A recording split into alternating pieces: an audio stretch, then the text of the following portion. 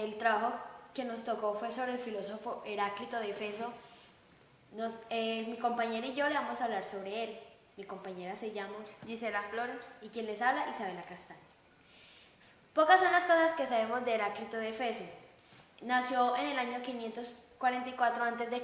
y vivió en Éfeso, ciudad enclavada en la costa joina al norte de Mileto, hasta su muerte en el año 484 a.C. y pertenecía a una familia aristocrática. Como primer objetivo tenemos identificar la postura filosófica de Heráclito. Por segundo tenemos determinar de qué manera se relaciona la postura filosófica de Heráclito en su contexto. En este trabajo intentaremos basarnos en la información indagada sobre el filósofo Heráclito con el fin de identificar su postura filosófica y adentrarnos en el contexto en el cual existió y el legado que dejó para la filosofía. Respecto a los contenidos esenciales de su interpretación de la naturaleza, siguiendo la línea abierta por los filósofos de Mileto, podemos destacar la afirmación del cambio o devenir de la realidad. Este cosmos no lo hizo ningún dios ni ningún hombre, sino que siempre fue, es y será fuego eterno, que se enciende según la medida y se extingue según su medida. La oposición de elementos contrarios, que es interpretada por Heráclito como tensión o guerra de elementos.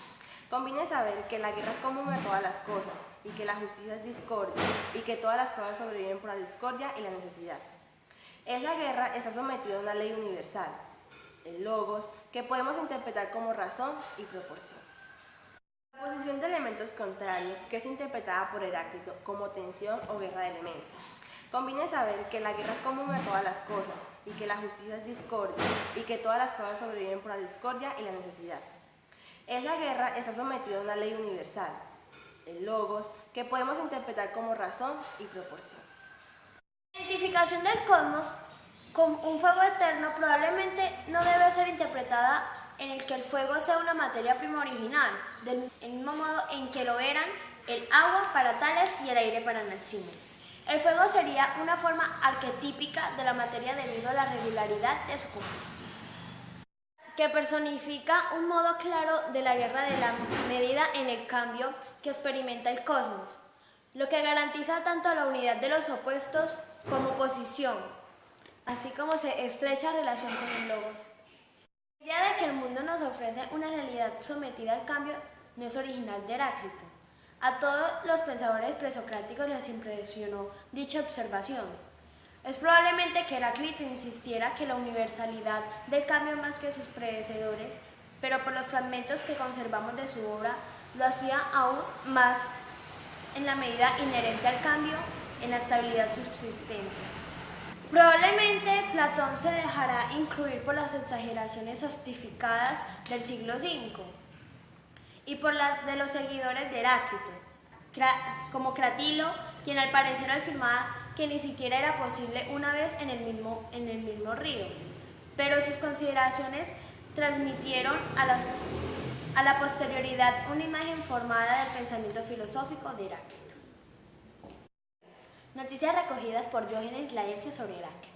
Heráclito, hijo de Bilson o según algunos de Heración, fue efesino y floreció hacia la Olimpiada 69. Mal gobierno y retirándose al templo de Diana, jugaba a los dados con los muchachos. Finalmente, fastidiado de los hombres, se retiró a los montes y vivió manteniéndose de hierbas.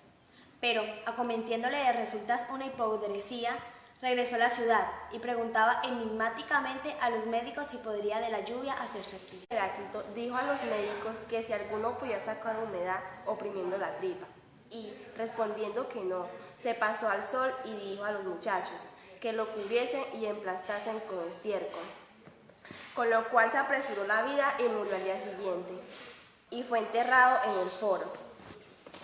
Segundo, fue admirado desde niño y siendo mancebo decía que no sabía cosa alguna, pero cuando llegó a la edad perfecta decía que no lo sabía todo.